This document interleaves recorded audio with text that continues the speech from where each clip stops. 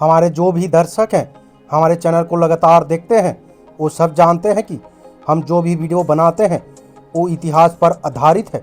बहुजन मूल निवासी की इतिहास जो मनुवादियों ने वर्षों से छुपा रखा था, हम उसे Bahujan Samaj, SC ST OBC minority को सही इतिहास को सामने रखकर उन्हें जागरूक करने की एक छोटी सी प्रयास करते हैं।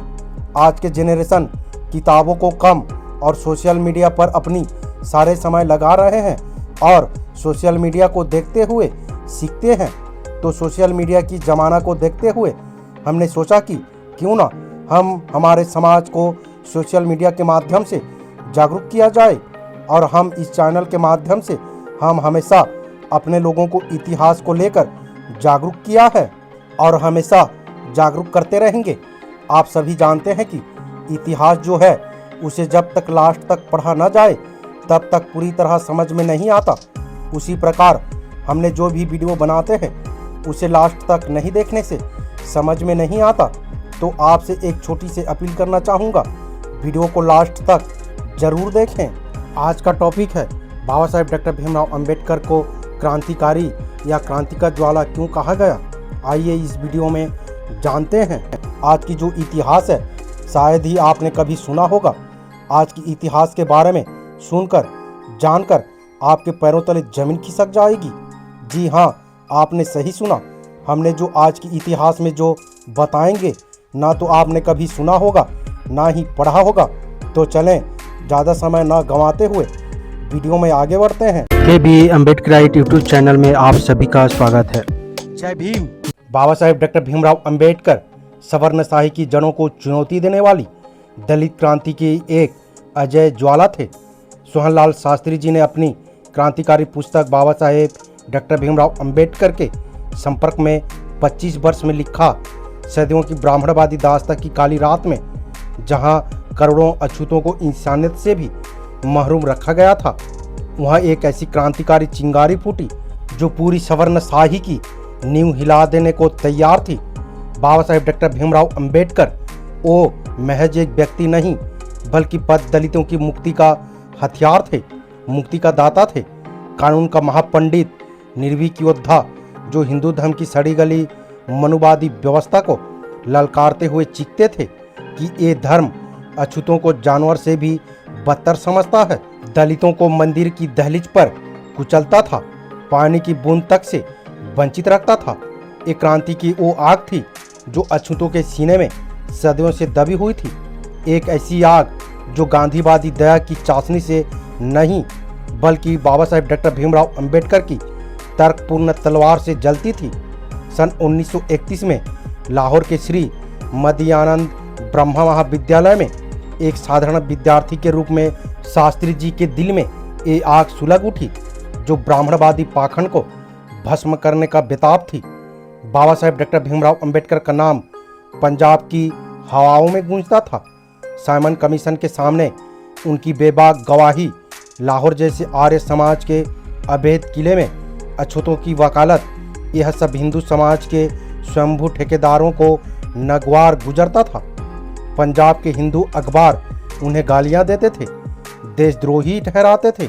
लेकिन शास्त्री जी पूछते हैं, क्या सत्य की आवाज़ उठाना अपराध है?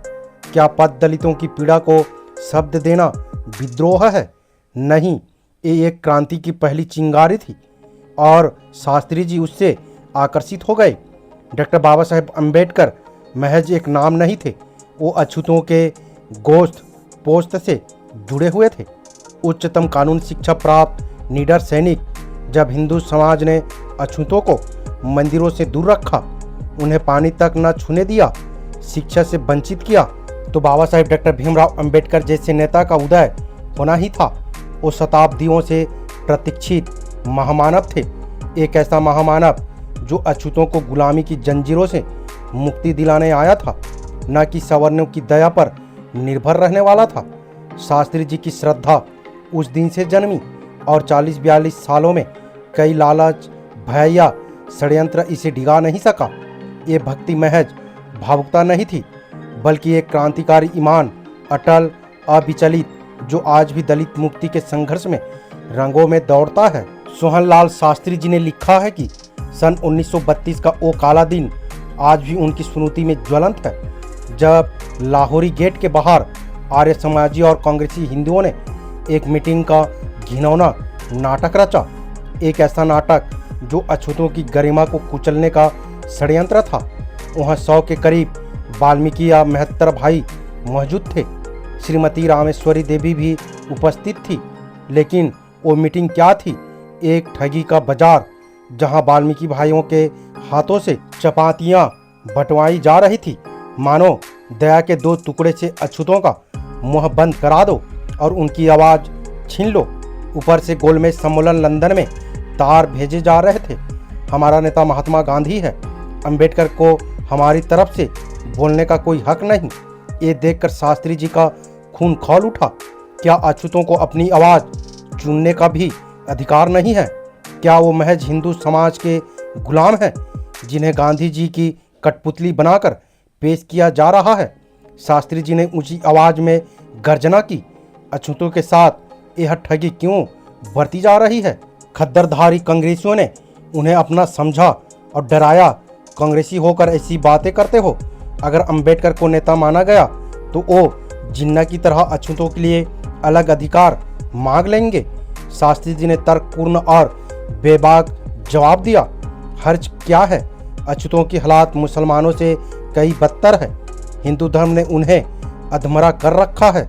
मंदिरों में घुसने न दो, शिक्षा से वंचित रखो, पानी छूने पर मारो और अब उनकी आवाज़ भी दबाओ। लेकिन सच्चाई कड़वी होती है। वो बौखला गए।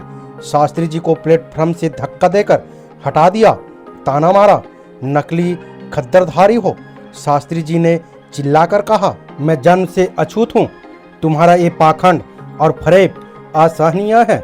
सच्चा नेता अगर कोई है तो वो है बाबा साहेब डॉक्टर भीमराव अंबेडकर। उस पल से शास्त्री जी की बाबा साहेब डॉक्टर भीमराव अंबेडकर के प्रति भक्ति ने जन्म लिया। एक ऐसी भक्ति जो न सिर्फ श्रद्धा थी बल्कि सवर्णशाही के खिलाफ विद्रोह का हथियार बनी। अगर मुसलमानों को अलग अधिकार मिल सकते हैं तो उनकी पीड़ा के आधार पर तो अछूतों को क्यों नहीं मिल सकता, जिनके हालात सदियों की दास्तां से और भी दयनीय है। ये दोहरा मापदंड क्यों?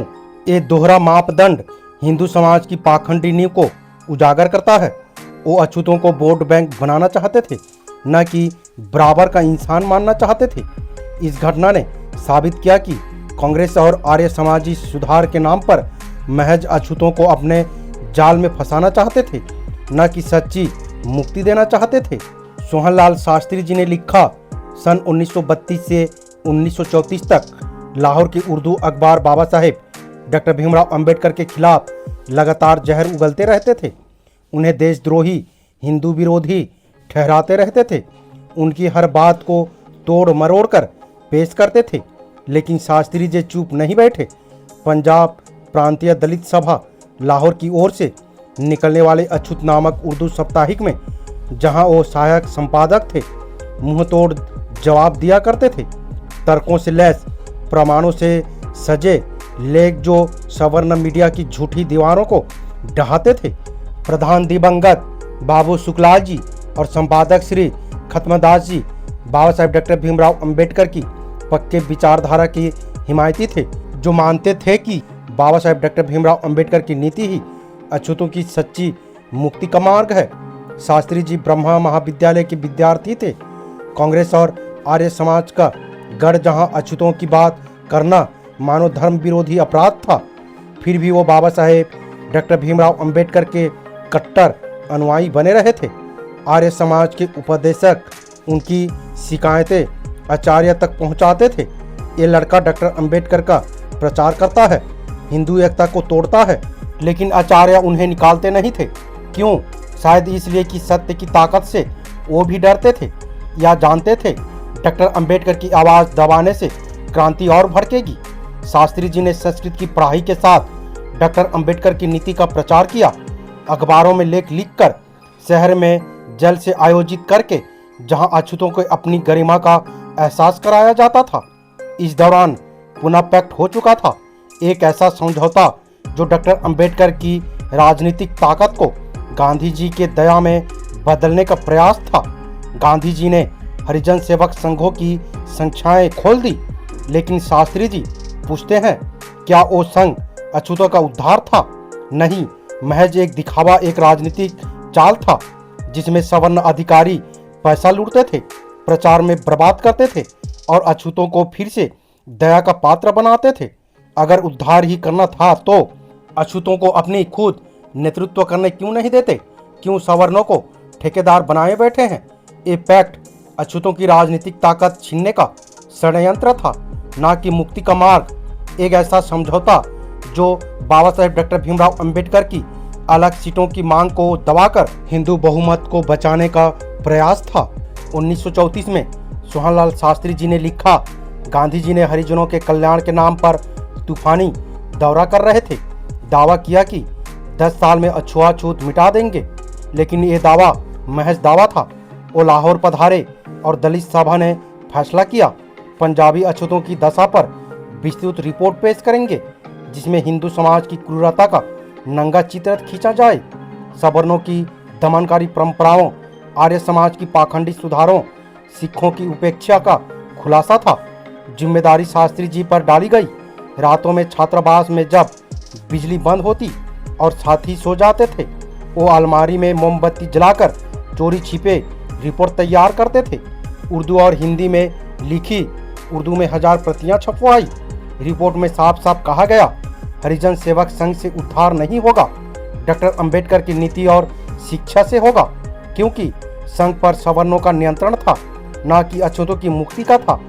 रिपोर्ट हरिजन संघ के प्रधान डॉक्टर गोपीचंद भार्गव और मंत्री लाला मोहनलाल को दी गई ताकि गांधी जी के सामने पेश करने का समय मिले, लेकिन वो आग बबूला हो गए। डॉक्टर अंबेडकर ही सच्चे नेता हैं। पढ़कर उनके तन बदन आग लग गई। एक साफ संकेत की सवर्ण सुधारक अछूतों की स्वतंत्र आवाज से डरते थे। मिलने का समय रद्द कर दिया गया, एक घिनौना षड्यंत्र। लेकिन ट्रिब्यून संपादक राणा जंग बहादुर सिंह ने मदद की। 40 मिनट दिलवाए। शास्त्री जी ने 20 लोगों के साथ गए। बाबू सुखलाल जी, लेभूराम जी, चौधरी सुंदर सिंह जी, खात्मदास जी, मिस्त्री भगवान दास जी, विमल चंद जी समेत शास्त्री जी अगवा बने। रिपोर्ट पढ़ी। हमारे वास्तविक नेता डॉक्टर अंबेडकर हैं। आपको नर्स कह सकते हैं, माता नहीं, क्योंकि माता का स्थान डॉक्टर अंबेडकर ने लिया है, जो हमारी पीड़ा समझते हैं। संघ का सारा धन डॉक्टर अंबेडकर को कंट्रोल बना कर दें, वरना सवर्ण अधिकारी इसे प्रचार की भेंट चढ़ा देंगे। ठक्कर बप्पा क्रोधित हुए। डॉक्टर अंबेडकर को कंट्रोल इसलिए दें कि वो हिंदुओं को गालियां देते हैं। लेकिन गांधी जी ने बीच में कहा, हमारे पुरखों ने डॉक्टर अंबेडकर की जाति पर जुल्म किए हैं। अगर वो गालियां दे या लाठी मारे तो हमारे पापों का प्रायश्चित नहीं है, लेकिन कंट्रोल नहीं दे सकता। गांधी ने आगे कहा, कपड़ा हमने मैला किया है, हम साफ करेंगे। ये जवाब सवर्णशाही का सार था। अत्याचार मानो, लेकिन नियंत्रण न छोड़ो। रिपोर्ट में आर्य समाज और सिखों की आलोचना की गई थी। उनकी क्रूरता उजागर की गई, जबकि ईसाई प्रचारकों की तारीफ जो सच्चे सुधार कर रहे थे। परिणाम, लाला लाजपत राय की कोठी बाहर एक सिख प्रचारक ने कृपान दिखाई। सिखों की निंदा क्यों? आर्य समाजी गोविंद सहायक ने महाविद्यालय के सामने भूख हड़ताल की, शास्त्री जी को निकालने की मांग की। ईसाई पत्रिका नूर में पूरी रिपोर्ट छपी। प्रतियां डॉक्टर अंबेडकर को बम्बे भेजी गई। एक घटना साबित करती है कि सवर्ण सुधारक अछूतों को दया का पात्र बनाना चाहते थे, न कि स्वतंत्र योद्धा बनाना चाहते थे। अगर अत्याचार सवर्णों ने किया तो सुधार का हक पीड़ितों को क्यों नहीं? ये गांधी जी का पाखंड था। उद्धार के नाम पर नियंत्रण रखना था, जबकि डॉक्टर अंबेडकर की नीति सच्ची मुक्ति का रास्ता दिखाती है। सन 1935 में सोहनलाल शास्त्री जी ने लिखा, डॉक्टर अंबेडकर की क्रांतिकारी घोषणा ने पूरे भारत में तहलका मचा दिया था। मैं हिंदू पैदा हुआ, ये मेरे बस में नहीं था, लेकिन हिंदू मरूंगा नहीं, ये मेरे बस में है। ये घोषणा हिंदू नेता की सत्ता पर सीधा प्रहार थी। एक ऐसा विद्रोह जो मनुवादी जड़ों को उखाड़ फेंकने को तैयार था। हिंदू नेता बौखला गए, क्योंकि यह उनकी बहुमत की राजनीति को चुनौती देती थी। मुसलमान, ईसाई, सिखों से धर्म परिवर्तन के नियंत्रणों की बाढ़ आ गई। मानो अछूतों को बाजार में बेचने की होड़ लगी हो। आर्य समाजी अखबारों ने आसमान सिर पर उठा लिया, हंगामा मचाया कि डॉक्टर अंबेडकर हिंदू एकता को तोड़ रहे हैं। उस समय के प्रसिद्ध हिंदू नेता भाई परमानंद ने हिंदू अखबार में लिखा, डॉक्टर अंबेडकर न शुक्रगुजार है। हिंदू राजाओं गायकवाड़ और कोल्हापुर ने उन्हें हजारों रुपए देकर पढ़ाया। अब वो करोड़ों अछूतों को धर्म त्याग सिखा हिंदुओं को अल्पसंख्यक बना रहे हैं। शास्त्री जी ने मुंहतोड़ जवाब दिया, क्या अंबेडकर न शुक्रगुजार है? तर्क दिए गए।